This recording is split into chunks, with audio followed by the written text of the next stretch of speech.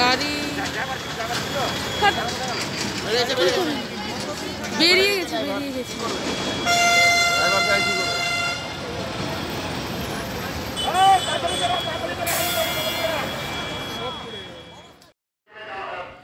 চলন্ত গাড়িতে দাউ দাউ করে জ্বলে উঠল আগুন, প্রাণে বাঁচলেন চালক সহ ৩ জন। চাঞ্চল্য ছড়ালো এলাকায়।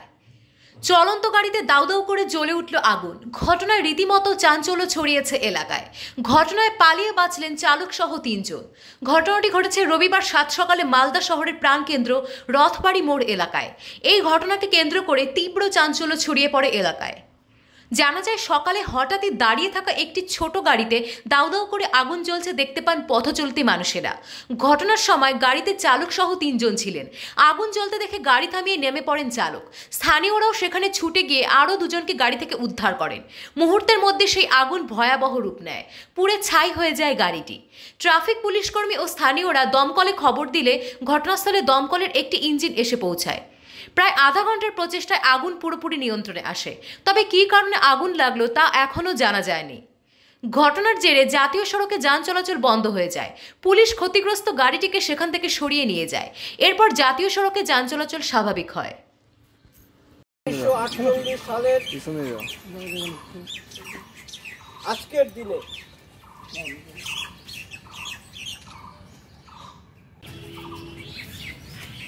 একজন সামনের সারির নেতৃত্ব এক টানা ব্রিটিশের বিরুদ্ধে পূর্ণ মর্যাদায় জাতির জনক মহাত্মা গান্ধীর ৭৪তম প্রয়াণ দিবস পালিত হল কোচবিহারে। জাতির জনক মহাত্মা গান্ধীর ৭৪তম প্রয়াণ দিবস পালিত হল কোচবিহারে। শ্রদ্ধার্ঘ্য জ্ঞাপনের মধ্য দিয়ে গোটা দেশের পাশাপাশি রাজ্যেও পূর্ণ মর্যাদায় পালিত হলো। এদিন কোচবিহারেও ৩০শে জানুয়ারি উপলক্ষে মহাত্মা গান্ধীর প্রয়াণ দিবস পালিত হল কোচবিহার সাগরদিঘির পাড়ে। স্বাধীনতার অমৃত জয়ন্তী ৭৫ বছর উদযাপন কমিটির পক্ষ থেকে সূচনা করা হয়। এদিন মহাত্মা গান্ধীর মূর্তিতে মাল্যদান করে অনুষ্ঠানের শুভ সূচনা করলেন উত্তরবঙ্গ উন্নয়ন পর্ষদের চেয়ারম্যান রবীন্দ্রনাথ ঘোষ। অতিথি হিসাবে উপস্থিত ছিলেন কোচবিহার জেলা পরিষদের সদস্য পরিমল বর্মন সহ অন্যান্য অতিথিবৃন্দ। এদিন কোচবিহার সাগরদিঘির পাড়ে অবস্থিত গান্ধী মূর্তির পাদদেশে মহাত্মা গান্ধীর প্রয়াণ দিবসে শ্রদ্ধার্ঘ্য জ্ঞাপন করে একটি ছোট অনুষ্ঠানেরও আয়োজন করা হয়। তারপর দিনটির মাহাত্ম্য এবং গান্ধীজির মাহাত্ম্য সম্পর্কে বলেন উত্তরবঙ্গ উন্নয়ন পর্ষদের চেয়ারম্যান রবীন্দ্রনাথ ঘোষ। এদিন কোচবিহারের পাশাপাশি মহাত্মা গান্ধীর ৭৪তম প্রয়াণ দিবস পালন করলেন মুখ্যমন্ত্রী মমতা বন্দ্যোপাধ্যায়। ১৯৪৮ সালে আজকের দিনেই দিল্লির বিড়লা হাউসে মহাত্মাকে গুলি করেছিলেন নাথুরাম গডসে। ঘটনাস্থলেই প্রাণ হারান মোহনদাস করমচাঁদ গান্ধী। প্রতি বছর এই দিনটি শহীদ দিবস হিসাবে পালিত হয়ে আসছে। আজ মহাত্মা গান্ধীর ৭৪তম প্রয়াণ দিবসে দেশজুড়ে পালিত হচ্ছে শহীদ দিবস। এদিন সকাল থেকেই দিল্লির রাজঘাট ও রাজ্যের গান্ধীঘাটে শ্রদ্ধা জ্ঞাপন করেছেন রাজ্যের প্রশাসনিক কর্তারা। বিশ্ব আজকে তাকে স্মরণ করছে। তার অহিংস আন্দোলন, তার ভারত ছাড়ো, ব্রিটিশ তুমি ভারত ছাড়ো এই স্লোগানের ভিত্তিতে আন্দোলন সারা দেশবাসীকে তিনি এককাট্টা করতে পেরেছিলেন এবং তার অহিংস আন্দোলনের মধ্য দিয়ে ভারতবর্ষকে স্বাধীনতা পেতে কিন্তু তিনি সফল হয়েছিলেন। নাথুরাম গডস তাদেরই একজন এবং নাথুরাম গডস যেভাবে গান্ধীজিকে হত্যা করেছিলেন গুলি করে, বর্তমানে কেন্দ্রের সরকারে যারা রয়েছে তারা একই রাস্তায় হাঁটছে। চারদিকে সাম্প্রদায়িকতার বিষ ছড়াচ্ছেন, দেশের মধ্যে মানুষের মধ্যে বিভেদ সৃষ্টি করাচ্ছেন, মানুষের দাঙ্গা লড়াই লাগাচ্ছেন, গৃহযুদ্ধ লাগাতে চাইছেন, ক্ষমতা কুক্ষিগত করে দেশটাকে বিক্রি করে দিতে চাইছেন, দেশটাকে দেউলিয়া করে দিতে চাইছেন, দেউলিয়া হয়ে গেছে। আর ব্রিটিশ এই যে অহিংস আন্দোলন, ব্রিটিশের ভিত কাঁপিয়ে দিয়েছিলেন তিনি এবং ব্রিটিশ শেষ পর্যন্ত ভারত ছাড়তে বাধ্য হয়েছিল। লেখাটা দিন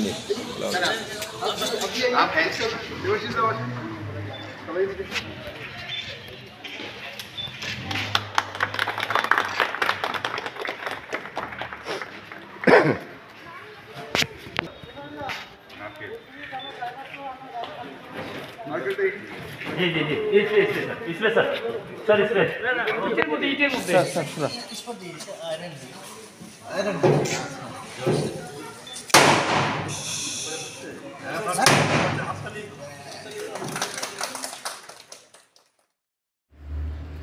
বাংলা ও ত্রিপুরার মধ্যে চালু হলো পণ্যবাহী রেল চলাচল ব্যবস্থা, খুশির হাওয়া কৃষক মহলে। বাংলা ও ত্রিপুরার মধ্যে শুরু হলো পণ্যবাহী রেল চলাচল ব্যবস্থা। আনুষ্ঠানিকভাবে এই ট্রেনের উদ্বোধন করেন জলপাইগুড়ির সাংসদ ডক্টর জয়ন্ত কুমার রায়। এই ট্রেন কিষাণ ট্রেন নামেও পরিচিত। আলু সহ এই অঞ্চলের বিভিন্ন কৃষি পণ্য নিয়ে জলপাইগুড়ি টাউন স্টেশন থেকে অসম হয়ে ত্রিপুরার আগরতলা পর্যন্ত পৌঁছে যাবে এই কিষাণ রেল নামে এই পণ্যবাহী ট্রেনটি। এদিন ফিতে কেটে এই পণ্যবাহী কোচের শুভ উদ্বোধন করলেন সাংসদ ডক্টর জয়ন্ত কুমার রায়। এদিন সাংসদ ছাড়াও সেখানে উপস্থিত ছিলেন রেলের উচ্চপদস্থ আধিকারিকেরা। এই রেল যোগাযোগের মাধ্যমে শিল্প ও বাণিজ্য ক্ষেত্রে জলপাইগুড়ির পাশাপাশি উত্তরবঙ্গের ব্যাপক উন্নয়ন ঘটবে বলে মনে করছেন অনেকে। ঘটবে অনেক কর্মসংস্থানও। উপকৃত হবেন জলপাইগুড়ি ও হলদিবাড়ির অসংখ্য কৃষক। জানা গেছে মূলত আলু সহ অন্যান্য কৃষিপণ্য রপ্তানি হবে এই পণ্যবাহী ট্রেনে। জলপাইগুড়িবাসী আজকে এক ঐতিহাসিক মুহূর্তের সাক্ষী হলেন। আজকে এখান থেকে কিষাণ রেল চালু হলো। আপনারা জানেন প্রত্যেক বছর আমরা যেটা দেখে থাকি যে কৃষকেরা তাদের টমেটো, আলু বা অন্যান্য বেগুন ইত্যাদি, গ্রিন চিলি মানে লঙ্কা, এগুলো সব ফেলে দিয়ে চলে যান, কারণ বিক্রি সেগুলো করতে পারেন না তারা। কিন্তু আজকে এর সমস্যাটা আজকে থেকে আমার মনে হয় এই সমস্যার সমাধান অনেকটা সম্ভব হবে। কারণ কি, এর মাধ্যমে এই যে কিষাণ রেল যেটা প্রকল্প চালু হলো, এই রেল চালু হলো যেটা, তার মাধ্যমে কিন্তু দেশের বিভিন্ন স্থানে এখান থেকে ক্যারি করা সম্ভব হবে ওই সমস্ত জিনিসের। বিশেষ করে পেরিশেবল আইটেম যেগুলো নষ্ট হয়ে যায়, পচন ধরে যায়, সেগুলো কিন্তু অনেক কম খরচে তারা দেশের বিভিন্ন প্রান্তে পৌঁছাতে পারবেন। অর্থাৎ এখানে যে তারা যে মার্কেট প্রাইসটা যেটা পাওয়ার দরকার ছিল সেটা তারা পাবেন বলে আশা করছি। স্যার, ক্যাপাসিটি কত রয়েছে এখানে? অ্যাকচুয়ালি 18টা বগি আছে। 18 ইন্টু 24 24 টন করে যাবে। তো এরকম 18টা বগি আছে, যে 24 টন করে যাবে। একটা জিনিস দেখতে পাবেন, অনেকটাই কম হবে সেটা। এটা তো আমাদের স্বপ্ন, এখানকার মানুষের স্বপ্ন না, যে আপনাদের কৃষকরা এখানে ন্যায্য দাম পাবে এবং এখানকার মানুষ এর সাথে অন্যান্য মানুষরাও জড়িত হয়ে যাবেন, কারণ এখানে লোডিং আনলোডিংয়ের একটা ব্যবস্থা হবে, যার ফলে এখানকার যারা বেকার যুবক তারাও এখানে কাজ পাবেন। শুধু তাই নয়, এর সাথে যে ধরুন রিক্সা, ঠেলাওয়ালা বা অন্যান্য অ্যাসোসিয়েটেড সেগুলো বিজনেসও এখানে কিছু গড়ে উঠবে এবং এখানকার যারা লোডার যারা মানে যারা যেটা করে নিয়ে যাবেন, তাদের লরির বদলে এখানে নেওয়াটা কমফোর্টেবল হবে, তাদের জিনিস কম হবে, টাইম কম লাগবে।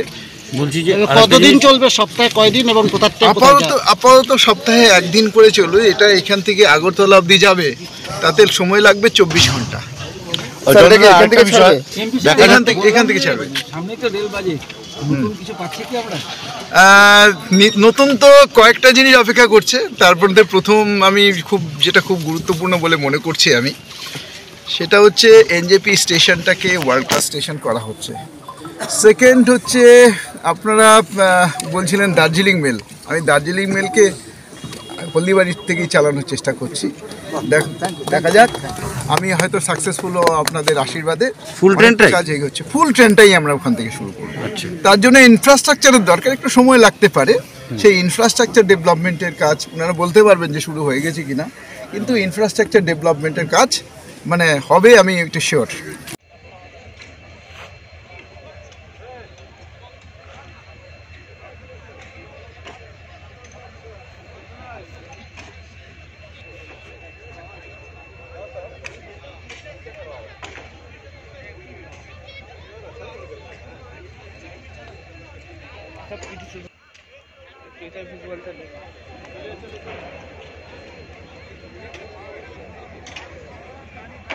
এটাই বুঝে পাচ্ছেন না 40 কিলোমিটার বেগে ট্রেনটি ছিল, তাহলে এই ট্রেনটি এই লাইন থেকে কিভাবে লাইনচ্যুত হলো।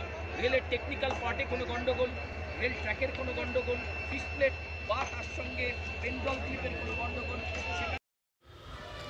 সতর্ক করেছিলেন স্টেশন মাস্টার, তবুও এড়ানো গেল না দুর্ঘটনা। ভাইরাল সেই অডিও ক্লিপ। চলতি মাসের ১৩ তারিখ ময়নাগুড়ির দোমোহনীতে ঘটেছে ভয়ঙ্কর রেল দুর্ঘটনা। দক্ষিণ মোয়ামারি এলাকার আপ বিকানের এক্সপ্রেস দুর্ঘটনার কবলে পড়লে তারপরেই শুরু হয় ঘটনার তদন্ত এবং তদন্ত করে হাতে আসে বিভিন্ন অজানা তথ্য। রেল বিভাগের কর্মীরা তদন্ত চলাকালীন ব্ল্যাক বক্স থেকে এক বিশেষ অডিও ক্লিপ পান। বিকানের এক্সপ্রেস লাইনচ্যুত হওয়ায় মৃত্যু হয়েছে বহু যাত্রীর। কিভাবে ঘটল ওই মর্মান্তিক দুর্ঘটনা তা নিয়ে তদন্ত চলছে। এবার প্রকাশ্যে এলো চাঞ্চল্যকর এক তথ্য। প্রকাশ্যে এসেছে একটি অডিও ক্লিপ, যাতে স্পষ্ট হয়ে গিয়েছে যে চালককে আগেই সতর্ক করেছিলেন স্টেশন মাস্টার। সেই অডিও ক্লিপে স্টেশন মাস্টার বারংবার সতর্ক করেছেন চালককে।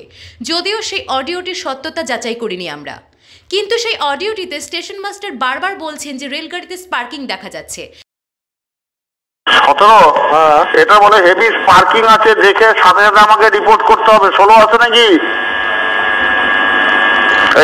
17 গেটের স্যার, তোমার গেটের দিকে 16 এই গেটের দিকে বলে হেভি স্পার্কিং আছে এটার, আমাকে দেখে একটা সাথে সাথে রিপোর্ট করতে হবে যে কিরকম স্পার্কিং কি না কি আছে। ঠিক আছে, ঠিক, কারণ আমার এটা যেহেতু প্ল্যাটফর্ম লাইনে ঢুকছে আমি দেখতে পারবো না। ঠিক আছে, ঠিক আছে। হাতের দিকে তো, আমার গেটের দিকে তো? হ্যাঁ হ্যাঁ হ্যাঁ, ওকে ওকে।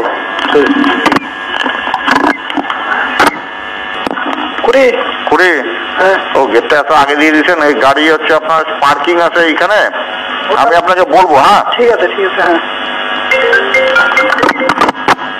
আচ্ছা, এটা হচ্ছে তোমার 5633 আপ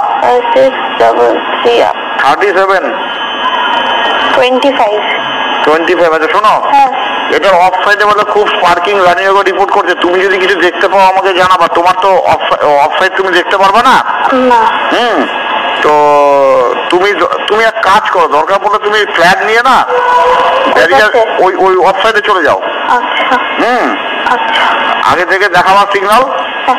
হ্যাঁ, আর শোনো, ফোনটা নিয়ে যাও, সাথে সাথে ফোন করে জানাবা। আচ্ছা।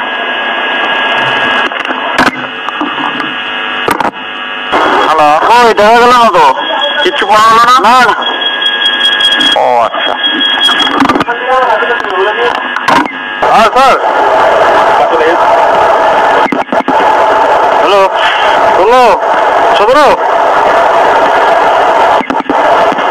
17 हाँ ड्राइवर साहब थोड़ा बोल रहे। हाँ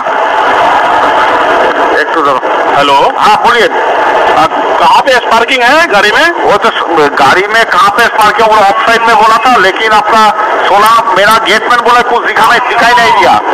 आपके गेट पर मेरा जो इंजीनियरिंग गेट है, हाँ वो बोला कुछ दिखाई नहीं दिया, इसलिए मैं आपको सिग्नल दे रहा हूँ, आप आते रहिए। अरे हो सकता है, सुनिए ना मास्टर साहब, वहाँ ये होगा कि हमने वहाँ ब्रेकिंग किए हैं, ठीक ना? अच्छा, तो ब्रेकिंग करने के बाद तो ऐसे भी चक्का से ब्रेक ब्लॉक भेजती है ना, तो हो सकता है थोड़ा सा चिंगारी आया होगा तो उसको लगा होगा। सुनिए ना, हाँ मेरा 18 नंबर गेटमैन को मैं ऑफ साइड में रख दिया, वो भी देख लेगा, आप आते रहिए, सिग्नल दे रहा हूँ। তারপরেও চালক গাড়ি থামাননি। এর থেকে একটি প্রশ্ন থেকে যাচ্ছে, তবে কি চালকের গাফিলতির ফলে এই বড় দুর্ঘটনা? আলিপুরদুয়ার দোমোহনীর কাছে বিকানের এক্সপ্রেসের দুর্ঘটনার পর তদন্তের স্বার্থে একাধিক তথ্য সংগ্রহ করেছে রেল দফতর, যার মধ্যে রয়েছে কন্ট্রোল ও ইঞ্জিনের ব্ল্যাক বক্স। এই বক্স থেকে একটি অডিও রেকর্ড হাতে এসেছে তদন্তকারীদের। সেখানে শোনা যাচ্ছে এক স্টেশন মাস্টার বলছেন বিকানের এক্সপ্রেস থেকে স্পার্ক দেখা গেল। চালক প্রতিবার্তায় বলছেন ব্রেক কষায় এটা হচ্ছে। তারপরেই ঘটে সেই ট্রেন দুর্ঘটনা। স্টেশন মাস্টারের কথার পর ট্রেন দাঁড় করালে দুর্ঘটনা এড়ানো সম্ভব হতো বলে দাবি তদন্তকারীদের। স্টেশন মাস্টার চালক ও অন্যান্য কর্মীদের কথাকে গুরুত্ব দেওয়ায় নিজের চোখে দেখা স্পার্ককে বিশেষ গুরুত্ব দেননি। ট্রাকশন মোটর ঝোলার ফলে এই স্পার্ক হচ্ছিল, এটা দুর্ঘটনার পরই স্পষ্ট হয়েছে। ঘটনার দিন স্টেশন মাস্টার নিজের দেখা বিষয়টি জোরের সঙ্গে বলতে পারেননি, কারণ একেবারে নিশ্চিত না হয়ে ট্রেন দাঁড় করালে পরবর্তীতে সাসপেন্ড করা হতে পারে চালককে। ফলে আশঙ্কা থাকলেও বিষয়টি নিয়ে নিশ্চিত নির্দেশ দিতে পারেননি। ট্রেনটি যাওয়ার সময় স্টেশন মাস্টার, গেটম্যান, বড় স্টেশনের রেলিং ইন ও রোলিং আউট কর্মীরা ট্রেনের গতিবিধি লক্ষ্য করেন। ট্রেনে স্পার্ক হচ্ছে কিনা, ট্রেন থেকে কিছু ঝুলছে কিনা, কতটা গতি, ভারসাম্য ঠিক আছে কিনা ইত্যাদি দেখে তৎক্ষণাৎ নির্দেশ দেন, কিন্তু তাদের নির্দেশ বিশেষ গুরুত্ব পায় না। পাশাপাশি ওরা নিজেদের মত দিতে সাহস পান না, ঊর্ধ্বতন কর্তৃপক্ষের কোপে পড়তে হয়। এই দ্বৈরথের কারণেই এবারের দুর্ঘটনা। এই ঘটনা থেকে শিক্ষা নিল রেল দফতর। এবার আশঙ্কাজনক কোনো কিছু ধরতে পারলে কর্মীদের পুরস্কৃত করতে হবে। রেল বোর্ডের পিইটি দুর্ঘটনা এড়াতে বেশ কিছু কড়া নির্দেশ দিয়েছে, যেখানে জিএম অন্তত একটা সেকশনের সুরক্ষা ব্যবস্থা খতিয়ে দেখবেন। হেডকোয়ার্টার্স ও ডিভিশনের আধিকারিকেরা লাইন খতিয়ে দেখবেন। মেরামতি যাতে স্থায়ীভাবে থাকে তা খতিয়ে দেখা হবে। গাফিলতি হলেই কড়া পদক্ষেপ গ্রহণ করতে হবে। মেকানিক্যাল, ইলেকট্রিক্যাল, সিভিল ইঞ্জিনিয়াররা নিজেদের বিভাগীয় সুরক্ষার বিষয়টি খতিয়ে দেখে গাফিলতি থাকলে অবশ্যই ব্যবস্থা নেবেন। রেল বোর্ডের এই নির্দেশ একেবারে অভিনব ও বাস্তবিক বলে মনে করছেন রেল আধিকারিকেরা। নিরাপত্তার ক্ষেত্রে যা উপযুক্ত পদক্ষেপ বলে তাদের ধারণা।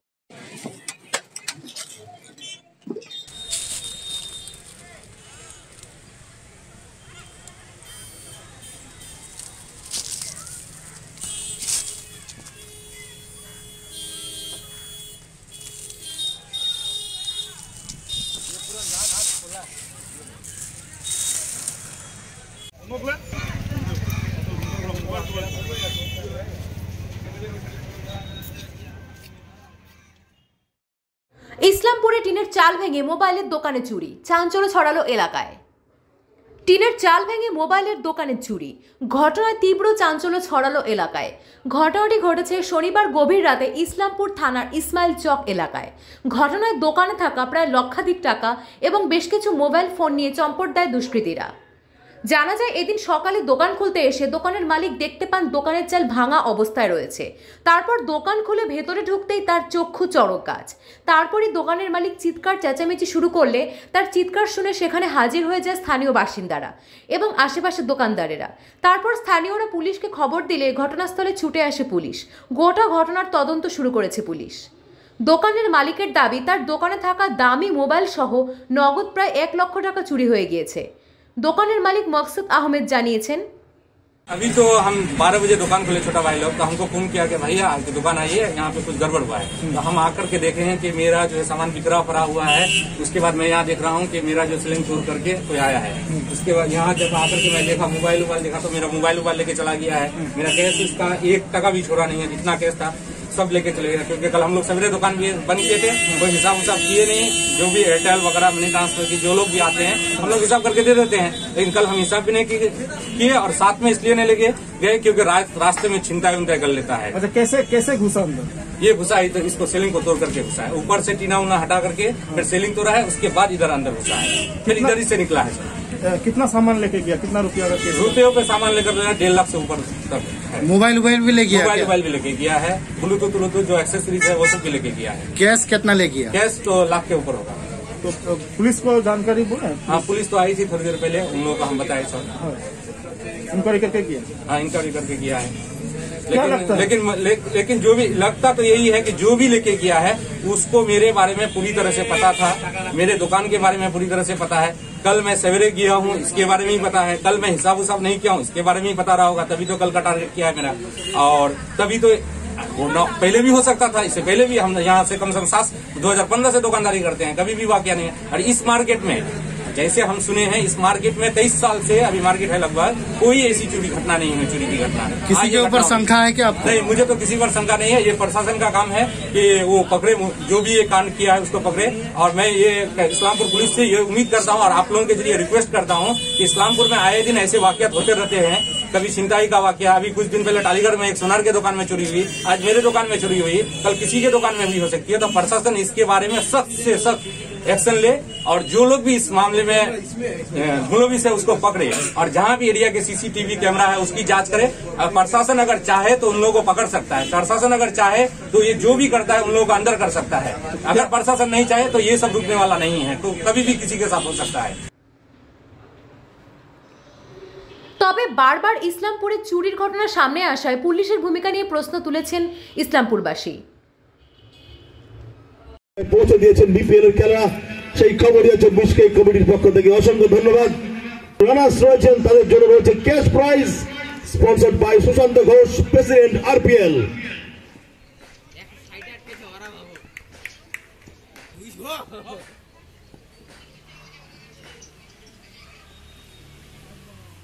এবার কিন্তু লেগ স্টেম্পের অনেকটা বাইরে, সঙ্গত কারণে এই ওয়াইডের ইশারা দিয়েছেন ম্যাচ অফিসিয়াল পিন্টু বোধ। আইপিএল এর ধাঁচে শুরু হওয়া প্রত্যন্ত জেলা কোচবিহারের শহরতলিতে ক্রিকেট টুর্নামেন্টের চূড়ান্ত পর্যায়ের খেলা অনুষ্ঠিত হলো আজ। আইপিএল এর ধাঁচে প্রত্যন্ত জেলা কোচবিহারের শহরতলিতেও শুরু হওয়া ক্রিকেট টুর্নামেন্টের চূড়ান্ত পর্যায়ের খেলা আজ অনুষ্ঠিত হলো। বাবুরহাট প্রিমিয়ার লিগ নামের ওই ক্রিকেট প্রতিযোগিতায় এদিন ভিড় ছিল চোখে পড়ার মতো। এই খেলা পরিচালনা করছে বাবুরহাট রবীন্দ্র সংঘ ও পাঠাগার এবং বাবুরহাট ফিড বয়েজ। বিপিএল এর চেয়ারম্যান শ্যামল সরকার এবং দুই দলের অধিনায়ক গ্যাস বেলুন উড়িয়ে এই খেলার শুভ সূচনা করেন। জানা যায় দীর্ঘ 7 বছর ব্যাপী এই ক্রিকেট টুর্নামেন্ট হয়ে আসছে। এই ক্রিকেট খেলায় মোট 6টি দল অংশগ্রহণ করেছে। এই দলগুলি হল Hyundai 11, Baburhat feed boys, SR 11, red Riders, star 11 এবং দ্য ডমিনেটর্স। এই খেলার আজ প্রথম দিন। শুরুতেই গ্যাস বেলুন উড়িয়ে এই খেলার শুভ সূচনা করা হয়। এরপর পরিচয় পর্ব এবং জাতীয় সঙ্গীতের মধ্য দিয়ে আজকের এই খেলা শুরু হয়। এই খেলা মোট 16 ওভার করে হবে এবং ফাইনাল খেলা 20 ওভারে হবে বলে জানা যায়। এই খেলায় অ্যাম্পায়ারিং করছেন কোচবিহার ডিএস এর অ্যাম্পায়ারেরা।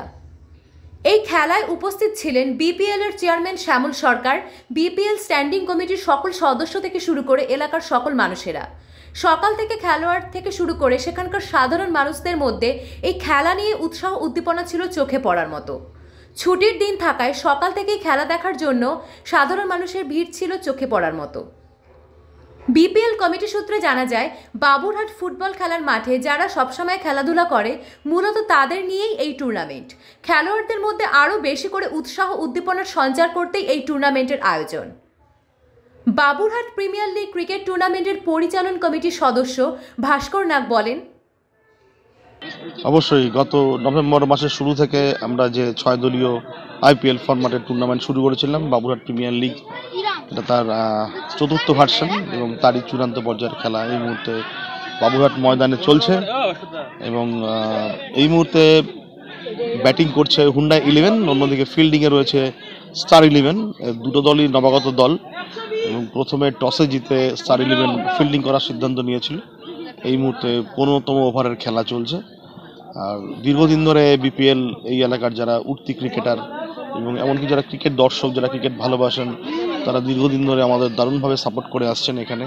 এবং তার জন্যই প্রতি বছরই এরকমভাবে একটা সুন্দর আয়োজন করে আমরা বিপিএল খেলাটা চালাই এবং আশা করছি ভবিষ্যতেও এভাবে যদি মানুষ পাশে থাকে অবশ্যই এরকম টুর্নামেন্ট প্রতি বছর হবে, যেখানে অবশ্যই ছোট বড় মানে কোনো বয়স ব্যাপার নেই, যে কোনো বয়সের লোকেরা এই ক্রিকেটে মানে এটা অনেকটাই এন্টারটেনমেন্ট ক্রিকেট, কিন্তু এর সাথে কিন্তু এই এলাকার যারা উঠতি ক্রিকেটার তারা কিন্তু আস্তে আস্তে উঠে আসছে কিন্তু এই বিপিএল থেকে।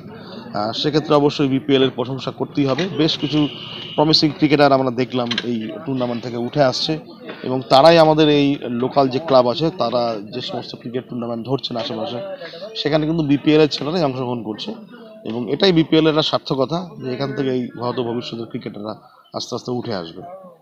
কি কি প্রাইজ রয়েছে? প্রাইজ রয়েছে চ্যাম্পিয়ন এবং রানার্স দলের জন্য যেমন রয়েছে ক্যাশ প্রাইজ, যেটা আমরা গত বছর থেকে ইন্ট্রোডিউস করেছি, প্রাইজ মানি। এছাড়া সুদৃশ্য চ্যাম্পিয়ন ট্রফি, রানার্স ট্রফি, এর বাইরে প্রতি ম্যাচে ম্যান অফ দ্য ম্যাচ আছে, বেস্ট ক্যাচ আছে, হাইয়েস্ট সিক্স আছে, যারা মালিকরা আছেন যারা তাদের জন্য পুরস্কার রয়েছে এবং এছাড়াও আরও বিভিন্ন ধরনের পুরস্কার রয়েছে। আপনারা দেখতেই পাচ্ছেন সামনে আমাদের প্রচুর পুরস্কার। এবং আজকে কিন্তু একটা মহিলাদের যারা আমাদের বাবুরহাটের খেলা আমরা দেখেছি যে প্রচুর মহিলা দর্শকরা আসেন এবং সেক্ষেত্রে কিন্তু মহিলা দর্শক যারা আসেন তাদের জন্য একটা কিন্তু লাকি কুপনের আয়োজন করা আছে। প্রসঙ্গত এই খেলার শুভ সূচনা হয়েছিল খেলোয়াড় নিলামির মাধ্যমে। এই খেলার খেলোয়াড় কিনেছিলেন মালিকেরা, যেখানে টাকা দিয়ে নয় বরং পয়েন্ট দিয়ে তারা তাদের দলের খেলোয়াড়কে কিনেছিলেন। এরপরেই গত 14ই নভেম্বর থেকে এই খেলা শুরু হয়। আজ তার চূড়ান্ত পর্যায়ের খেলা অনুষ্ঠিত হয়ে গেল। কেন্দ্রীয় মন্ত্রী সুভাষ সরকার মুর্দাবাদ, মুর্দাবাদ, মুর্দাবাদ। বাঁকুড়া জেলা বিজেপিকে শেষ করার কাণ্ডারি সুভাষ সরকার মুর্দাবাদ, মুর্দাবাদ, মুর্দাবাদ। বিজেপির বিধায়ক সত্যেন্দ্র মুর্দাবাদ, মুর্দাবাদ, মুর্দাবাদ, মুর্দাবাদ, মুর্দাবাদ, মুর্দাবাদ। জনবিরোধী বিধায়ক সত্যেন্দ্র মুর্দাবাদ, মুর্দাবাদ, মুর্দাবাদ। বাঁকুড়া জেলা বিজেপিকে বিক্রি করা আমাদের কেন্দ্রীয় মন্ত্রী সুভাষ সরকার মুর্দাবাদ, মুর্দাবাদ, মুর্দাবাদ। বিজেপি জিন্দাবাদ, জিন্দাবাদ, জিন্দাবাদ। বিজেপি জিন্দাবাদ, জিন্দাবাদ, জিন্দাবাদ। কেন্দ্রীয় মন্ত্রী মুর্দাবাদ, মুর্দাবাদ, মুর্দাবাদ। বিজেপির সাংসদ এবং বিধায়কের প্রতি ক্ষোভ উগরে দিয়ে দলীয় পদ ছাড়লেন মণ্ডল সভাপতি সহ 15 জন পদাধিকারী। 2021 সালের বিধানসভা নির্বাচনে পরাজয়ের পর থেকেই রাজ্য বিজেপিতে ভাঙন ধরতে শুরু হয়েছিল সারা রাজ্য জুড়ে। দলে থেকে সঠিকভাবে কাজ করার সুযোগ পাচ্ছিলেন না বলে বাঁকুড়া জেলার ছাতনা বিধানসভার বিভিন্ন কার্যকর্তারা ক্ষোভ দেখাচ্ছিলেন ছাতনা বিধানসভার বিধায়ক সহ জেলার নেতৃত্বদের ওপর। এদিন তারা কেন্দ্রীয় শিক্ষা প্রতিমন্ত্রী সুভাষ সরকার ও ছাতনার বিধায়ক সত্যনারায়ণ মুখার্জির প্রতি ক্ষোভ উগরে দিয়ে স্লোগান দিতে থাকেন। এবার পুঞ্জীভূত ক্ষোভ উগরে দিলেন ছাতনা বিধানসভার বিজেপির কর্মী সমর্থকেরা। দলে থেকে কেন্দ্রীয় শিক্ষা প্রতিমন্ত্রী সুভাষ সরকার ও ছাতনার বিধায়ক সত্যনারায়ণ মুখার্জির প্রতি ক্ষোভ উগরে দিলেন বিজেপির ছাতনা 1 মণ্ডল এর সভাপতি সহ 15 জন পদাধিকারী। আজ লোহাগড় মোড়ে দলের ওপর ক্ষোভ উগরে দিয়ে দলীয় পদ ছাড়লেন ছাতনা মণ্ডল 1 এর সভাপতি জীবন মণ্ডল সহ 15 জন নেতৃত্ব। অত্যন্ত দুঃখের সহিত জানাই, ভারতবর্ষের প্রধানমন্ত্রী নরেন্দ্র মোদীজির যে উন্নয়ন সারা ভারতবর্ষ জুড়ে তথা পশ্চিমবঙ্গে যে চলছে, সেই উন্নয়নকে ধারাবাহিকভাবে বজায় রাখার জন্য বাঁকুড়া জনসাধারণ ভোট দিয়ে ডক্টর সুভাষ সরকারকে এমপি বানিয়েছিল এবং ছাতনার জনগণ জনকল্যাণমূলক কাজের জন্য ভোট দিয়ে বিধায়ককে সত্যনারায়ণ মুখার্জিকে বিধায়ক বানিয়েছিল। কিন্তু এনারা নরেন্দ্র মোদীর যে কাজকর্মকে এগিয়ে নিয়ে না গিয়ে সম্পূর্ণ স্তব্ধ করার জন্য ভারতীয় জনতা পার্টিকে পঙ্গু করার এক প্রচেষ্টা করছেন। আমাদের মন্ত্রীমশাই 3 তলায় নার্সিংহোম থেকে বাঁকুড়া জেলা কমিটি তৈরি করেছেন। সেখানে বাঁকুড়া জেলার অদূর অতীতের যারা দীর্ঘদিন বিজেপির নেতৃত্ব দিয়েছিলেন তাদেরকে বাদ রেখে সেই নার্সিংহোমের স্টাফকে দিয়ে জেলা কমিটি তৈরি করেছেন। এরই প্রতিবাদে এবং ছাতনার বিধায়ককে আমরা লড়াই করে ছাতনা 1 নং মণ্ডলের কার্যকর্তা জয়যুক্ত করেছিলাম বিপুল ভোটে, কিন্তু জনগণের কাজ তো করেননি। এখন পর্যন্ত শীত বস্ত্রগুলো পরিবেশন করেনি। বিধায়ক তহবিলের যে টাকা ছিল সেই টাকা সঠিক জায়গায় ডিস্ট্রিবিউট করেননি। তারই প্রতিবাদে এবং বিধায়কের কার্যকর্তার প্রতি যে হুমকি, জনকল্যাণ বিরোধী যে কাজ, তারই প্রতিবাদে ছাতনা ভারতীয় জনতা পার্টির পক্ষ থেকে আমরা একই সাথে আমরা ছাতনা মণ্ডলের পদাধিকারীবৃন্দ, বুথ স্তরের কার্যকর্তা, বুথ সভাপতি, শক্তি প্রমুখরা আমরা তারই প্রতিবাদে পদত্যাগ করলাম। আগামী দিনের আন্দোলনটা কত ভয়ঙ্কর হবে? আগামী দিনের আন্দোলন আমাদের নরেন্দ্র মোদীর হাত শক্ত করার জন্য পদ্ম ফুলের হয়ে লড়াই হবে এবং বিজেপিকে শেষ করার এই যে কাণ্ডারি, এই যে নার্সিংহোম থেকে দল চালাচ্ছে, দীর্ঘদিনের বিজেপির নেতৃত্বকে বাদ রেখে বিজেপি শেষ করার যে প্রচেষ্টা করছে, তাদের বিরুদ্ধে ঘোরতর আন্দোলন হবে। আমরা রাস্তায় আন্দোলন করব তাদের বিপক্ষে। আমাদের বিক্ষোভটা মূলত কার উপর? বিক্ষোভটা আমাদের মন্ত্রী, তিনি নার্সিংহোম থেকে জেলা কমিটি করছেন এবং তিনার তল্পিবাহ হয়ে আমাদের যিনি বিধায়ক আছেন জনকল্যাণের বিরুদ্ধে কাজ করছে, জনগণের বিরুদ্ধে কাজ করছে। তিনার কথা মতোই ছাতনা বিধানসভায় তিনি এখন পর্যন্ত আসেননি, দেখতে পাওয়া যায় না। মানুষের বিপদে তাকে দেখতে পাওয়া যায় না, মানুষ মারা গেলে দেখতে পাওয়া যায় না, বন্যা হলো সেখানেও দেখতে পাওয়া যায় না। এদের বিরুদ্ধে আমাদের আন্দোলন। একটি সুন্দর ছয়,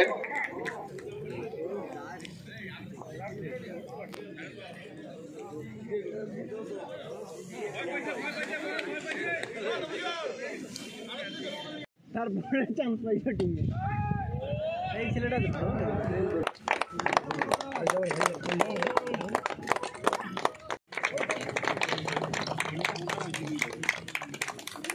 একাদশী ভুররে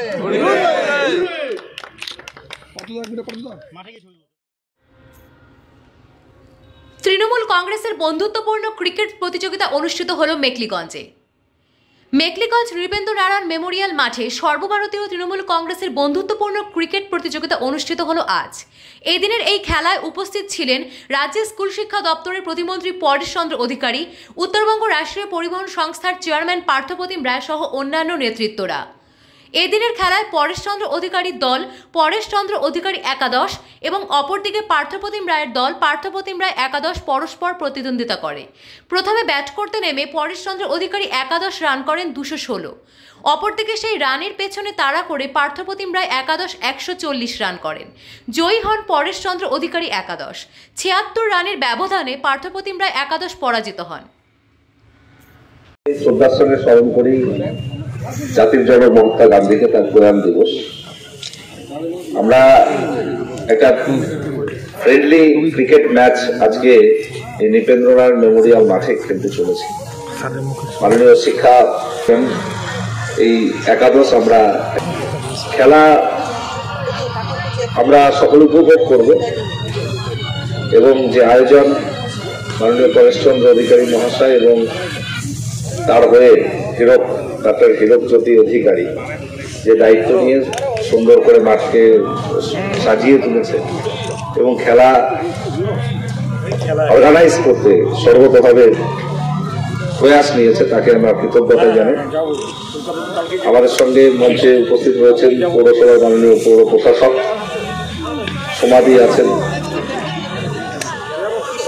কৃষ্ণাদি আছেন, উদয় রয়েছে আমাদের ব্লক সভাপতি মেকলিগঞ্জ ওয়ানে, আমাদের বিষ্ণু সরকার দিনহাটা 2 ব্লকের সভাপতি তিনি আছেন, বিষ্ণু দাসন শহর ব্লকের সভাপতি, নৃপেন্দ্রনাথ রায় একজন প্রখ্যাত অ্যাথলেটিক ছিলেন এবং মহারাজা নৃপেন্দ্রনাথ হাই স্কুলের পরিচালনা সমিতির সভাপতি, অবসরপ্রাপ্ত শিক্ষক, ডিএস এর একজন কর্মকর্তা, তিনি উপস্থিত আছেন সুশান্তজ্ঞ বরখাদা। এছাড়াও আমাদের সঙ্গে অমল রায় রয়েছে, 7 মাইল সতীশ ক্লাব ও পাঠাগারে। এটা একেবারে আমাদের বন্ধুত্বপূর্ণ একটা ম্যাচ হচ্ছে, যেটা পার্থপ্রতিম রায় একাদশ হচ্ছে পরেশচন্দ্র অধিকারী একাদশ, যেটা কুচবিহার আর মেকলিগঞ্জ এই 2 দলের এই ক্রিকেট ম্যাচ একটা মেকলিগঞ্জ এনএন ক্লাবের মাঠে অনুষ্ঠিত হচ্ছে আজকে। এটা একেবারেই বন্ধুত্বপূর্ণ ম্যাচ, আমরা পার্টির পক্ষ থেকে এটা অ্যারেঞ্জমেন্ট করেছি। গত 23শে জানুয়ারি এই ম্যাচটা হওয়ার কথা ছিল, কিন্তু সেদিন বিভিন্ন অনুষ্ঠান থাকার কারণে আজ 30 তারিখ এই মহান দিনটি মহাত্মা গান্ধীর আজকে প্রয়াণ দিবসে আমরা ভাবছি যে এই ম্যাচটা উদ্বোধন করার, এবং দ্বিতীয় ম্যাচটি হবে কুচবিহারে। আমরা আশা করছি যে সকলে মিলে এই ম্যাচটি আমরা উপভোগ করব। আমরা অপেক্ষা করছি একটা সুন্দর ম্যাচ দেখতে। কয়েকদিন পরে শ্রী শ্রী পঞ্চমী বাগদেবীর আরাধনা।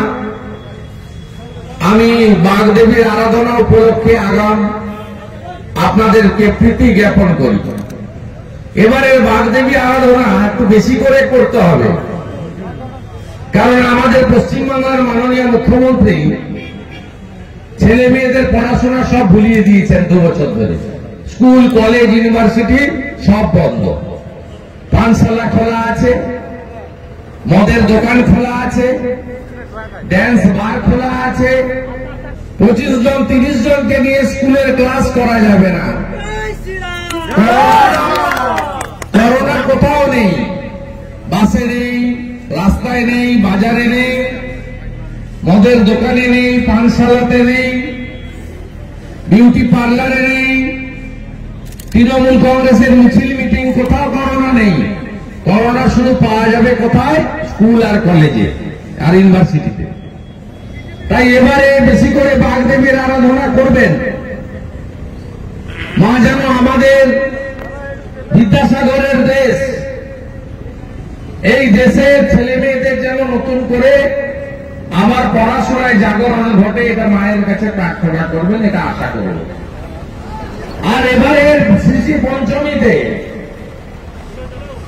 এমনি তো পদ্ম ফুল ছাড়া পুজো হয় না, এবার আরো বেশি করে পদ্ম ফুল ব্যবহার করতে হবে। কারণ একজন রেজিস্টার মাতাল তিনি যে ফুল দিয়ে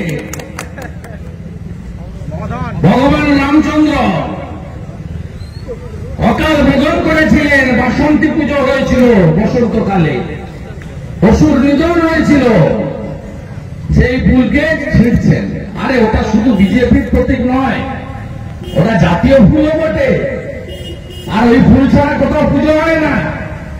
তাই এবারে বেশি করে বাগদেবীর আরাধনাতে পদ্ম হিন্দুরা বেশি করে ব্যবহার করে বলে দেবেন যে তোমার কথা আমরা শুনবো না,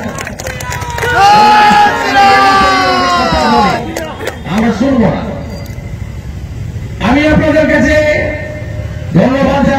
আপনারা সেবামূলক কাজ করেন। আমি 25শে ডিসেম্বর এসেছিলাম পাঁচরাতে অটলজির জন্মদিনে। সেই অটলজির জন্মদিনে আপনারা রক্ত দিয়েছিলেন। গত 1 মাস ধরে করোনার তৃতীয় ঢেউ, সেখানে আপনার সাধারণভাবে ব্লাড ডোনেশন ক্যাম্প, সেবামূলক কাজ হয়। সত্যিকারের ক্রাইসিস ছিল, সঠিক সময়ে জেলা সভাপতির নেতৃত্বে আপনাদের সকলের সহযোগিতায় এই রক্তদান শিবির করার মধ্য দিয়ে আমরা অনেক ভালো কাজ করলেন। তার জন্য আপনাদের প্রতি কৃতজ্ঞতা জ্ঞাপন করি। আর আমাদের ভারতীয় জনতা পার্টি, তার কাছে সবচেয়ে আগে দেশ, দেশপ্রেম, বহুত্ববাদ, জাতীয়তাবোধ। আপনারা জানেন স্বামী বিবেকানন্দের মন্ত্রে আমাদের তরুণ ভাই বোনেরা তারা ভারতীয় জনতা পার্টিটা করেন। যে স্বামী বিবেকানন্দ 1893 সালে শিকাগো ধর্ম সম্মেলনে গিয়ে আমাদের এই সনাতন ধর্মকে পৃথিবীর সর্বোচ্চ জায়গায় নিয়ে গেছিলেন। স্বামী বিবেকানন্দ বলতেন, তুমি গর্ব করে বলো আমি হিন্দু। সাথে সাথে এটাও বলতেন, নিজের ধর্মের প্রতি আস্থাশীল থাকবে, অপর ধর্মের প্রতি শ্রদ্ধাশীল থাকবে। এটাই হচ্ছে স্বামী বিবেকানন্দ। আর স্বামী বিবেকানন্দের যে কথাটাকে আমি এই প্রসঙ্গে বললাম, সেটা হলো স্বামীজি সবসময় বলতেন, যত্র জীব তত্র শিব। শিব জ্ঞানে জীব পূজা। তুমি যদি মানুষকে পূজা করো তাহলেই তুমি তাড়াতাড়ি ঈশ্বরের কাছে পৌঁছে যাবে। স্বামী বিবেকানন্দ বলতেন, ব্রহ্ম হতে কীট পরমাণু, সর্বভূতে সেই প্রেমময়, মন প্রাণ শরীর অর্পণ করো হে সকে এসবের পায়ে। গৌমুখে সম্মুখে তোমার ছাড়ি কোথা খুঁজিছ ঈশ্বর, জীবে প্রেম করে যেই জন সেই জন সেবিছে ঈশ্বর। এই কাজগুলো করুন। হয়তো গত বিধানসভায় আমাদের মানুষ ভোট দিতে চেয়েছেন, ভোট দিয়েছেন কিছু জন। হয়তো আমাদের কিছু ত্রুটি ছিল, হয়তো আমরা গণনার কারসাজি ধরতে পারিনি। আমরা চোখে চোখ রেখে আমি যেমন নন্দীগ্রামে শেষ পর্যন্ত লড়ে বাংলার মুখ্যমন্ত্রীকে হারিয়েছি 1957। Failure is the success of winner. মাঠ ছাড়েননি, ছাড়বেন না। অনেক অত্যাচার করেছে 2রা মের পরে, অনেক বাড়ি ভেঙেছে, দোকান ভেঙেছে, কাজ কাটিয়ে নিয়েছে। এই বাংলাদেশের মিঠুন বলে ছেলেটা হাত পা ভাঙা উলবেড়িয়া হসপিটালে দেখে গেছি। বাংলাদেশের গৃহবধূকে অত্যন্ত অন্যায়ভাবে ধর্ষণ করা হয়েছে। সবকিছুর পরেও মাথাটা উঁচু করে আপনারা এই গেরুয়া পতাকা আর পদ্ম ফুলটাকে সামনে নিয়ে এগোচ্ছেন। আপনারা সেইভাবে এগোন। আমরা ভারতীয় জনতা পার্টি, আমাদের নেতা নরেন্দ্র মোদীজি, আমরা আজকে প্রধান বিরোধী দল আছি। আগামী দিনে মানুষের আশীর্বাদ নিয়ে গণতান্ত্রিক ভাবে এই রাজ্যে সুশাসন প্রতিষ্ঠা আমরা করবই। যোগী আদিত্যনাথ যেমন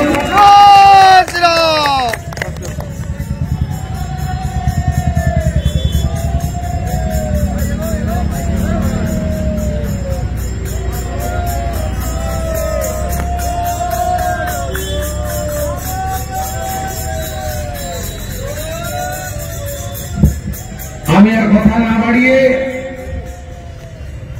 আপনাদের এখানে একজন বোন আমাকে অনুরোধ করলো, সরস্বতী পুজো উলবেড়িয়া শহরে হয়। আমি 5 তারিখে কলকাতাতে একটা কর্মসূচিতে থাকবো, বাগদেবীর আরাধনায়। ফেরার সময় আসবো, সরস্বতী মাকে দর্শন করে প্রসাদ গ্রহণ করে যাব। সবাই ভালো থাকবেন, সবাই একসঙ্গে লড়ুন। পুরসভার ভোট হবে, সবাই ঐক্যবদ্ধ থাকুন।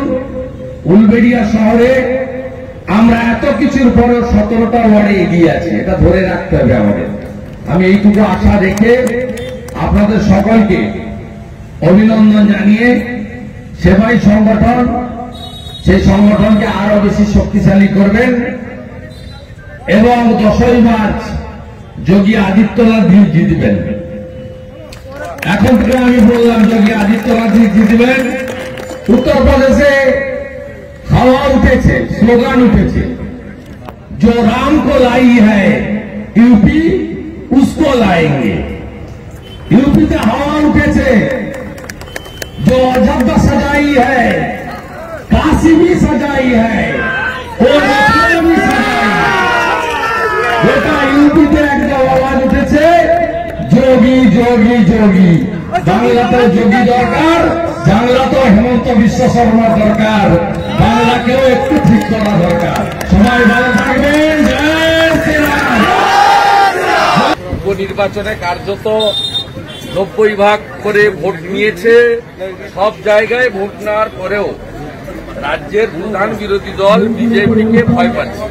তার মানে মানুষ বুঝতে পারছেন যে এইসব ভোট প্রকৃত মানুষের মনের প্রতিফলন ঘটেনি। এটা আর কেউ নয় জানুক, যিনি এই 2 নম্বরই করে ছাপ্পা মেরে দিচ্ছেন তিনি জানেন, তার নাম হচ্ছে মমতা ব্যানার্জি। তাই গোটা রাজ্যে বিরোধীদেরকে আক্রমণ করা হচ্ছে, বিরোধী নেতাদের আক্রমণ করা হচ্ছে। বিজেপির প্রথম সারির নেতা থেকে শুরু করে সাধারণ কর্মী কাউকে কোথাও গণতান্ত্রিকভাবে কাজ করতে দেওয়া হচ্ছে না। এবং আজকে দিলীপ দাকে ওখানে বাধা দিয়েছে, আমাকে তো প্রতিদিনই বাধা দেয়, আপনারা দেখান না। আজকে শুধু তাই নয়, একটা অরাজনৈতিক প্ল্যাটফর্ম আপনারা জানেন, এসএসসির যারা বঞ্চিত, যারা 9 থেকে 12 যারা গান্ধী মূর্তির নিচে হাইকোর্টের অর্ডারে বসে আছে, 10টা থেকে 5টা হাইকোর্ট অ্যালাউ করেছে তাদের ওখানে শান্তিপূর্ণ অবস্থান করার জন্য। তাদেরকে পর্যন্ত পিটিয়ে তোলা হয়েছে এবং তাদেরকে লালবাজারে টেনে টেনে নিয়ে যাওয়া হয়েছে। হাইকোর্টের জুডিশিয়ারির অর্ডারও এরা মানে না। আমাকে যেমন নেতাই গ্রামে যাওয়ার ক্ষেত্রে হাইকোর্টের অর্ডার থাকা সত্ত্বেও আটকেছে, যেতে দেয়নি। এই সরকার সংবিধান মানে না, বিচার ব্যবস্থা মানে না। এই সরকার গণতান্ত্রিক রীতিনীতি, যেটা ভারতবর্ষের সবচেয়ে বড় অহংকার এবং অলংকার, সেটা মানে না। ঠিক এই জায়গা থেকে লাগাতার কখনো আপনাকে নেতাই যেতে বাধা দেওয়া হয়, কখনো কতুলপুরে বাধা দেওয়া হয়, কখনো বিকাশ ভবন যেতে পারেন না আপনি, কখনো দিলীপ ঘোষ মন কি বাত শুনতে গেলে তাকে বাধার মুখে পড়তে হয়। আবার সেই পুলিশই ব্যারাকপুরের ক্ষেত্রে একের পর এক কখনো বিস্ফোরণ, কখনো হত্যার ঘটনা ঘটেছে। গতকালকে এক তৃণমূল নেতা খুন হয়েছে, সেক্ষেত্রে পুলিশের ভূমিকা কি? পুলিশ বললাম তো, এই রাজ্যে মমতা বন্দ্যোপাধ্যায় পুলিশদেরকে গুন্ডা হিসেবে, ঢাল হিসেবে ব্যবহার করছেন এবং পুলিশের সবাইকে গালাগালি করে তো লাভ নেই। কিছু আইপিএস পুলিশ অফিসার যারা ঠিকমতো বাংলা পর্যন্ত বলতে পারেন না, সেই কয়েকটা পুলিশ অফিসার যাদেরকে টাকা তোলার লাইসেন্স দিয়েছে, যারা টাকা তুলে ভাইপোর কাছে পৌঁছে দেয়, তাদেরকে দিয়ে সব করাচ্ছেন। সাধারণ নিচের তলার পুলিশ কর্মী ট্রান্সফারের ভয়ে, চাকরি চলে যাওয়ার ভয়ে, পানিশমেন্টের ভয়ে তারা এই ঊর্ধ্বতন কর্তৃপক্ষের ইচ্ছা না থাকলেও নির্দেশগুলো কার্যকর করছে।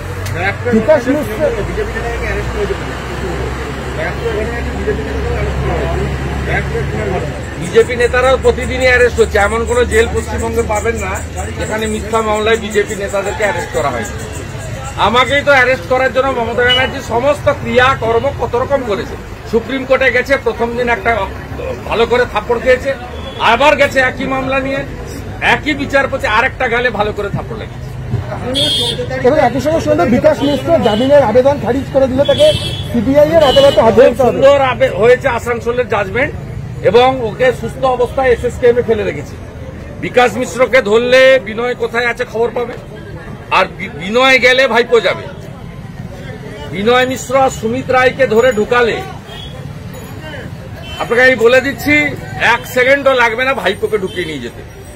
এই বিনয় মিশ্রকে, বিকাশ মিশ্র তার ভাইকে, এদেরকে দিয়ে কোটি কোটি কোটি কোটি টাকা তুলেছে। না বললেও 14 সাল থেকে 21 সাল পর্যন্ত প্রায় 2000 কোটি টাকার বেশি কয়লা থেকে ভাইপো তুলেছে।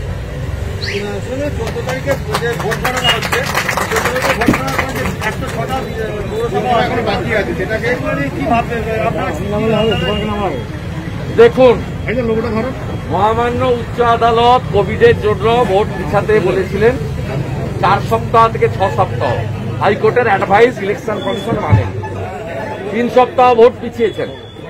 ঠিক আছে, আমরা পার্টিসিপেট করছি, ক্যাম্পেইন করছি। আমি আগামীকাল চন্দননগর থেকে শুরু করব ক্যাম্পেইন। সবাই করছে, আমাদের অন্যান্য নেতারাও করছেন, অন্য পার্টিও করছেন। কিন্তু সাধারণভাবে যে 12 তারিখে ভোট হবে, 14 তারিখে গণনা হবে, 27 তারিখে ভোট করে আবার শুনছি 2রা মার্চ গণনা করবে। এই যে অল্প স্প্যানের মধ্যে ভোটের রেজাল্টগুলো করবে, তাতে স্বাভাবিকভাবে কে জিতবে কে হারবে পরের কথা, জনগণ ঠিক করবে, কিন্তু সরাসরি ভোটারদের মধ্যে প্রতিফলন হয়। এই ঘটনা পশ্চিমবঙ্গে বিগত দিনে কোনো নির্বাচনে হয়নি।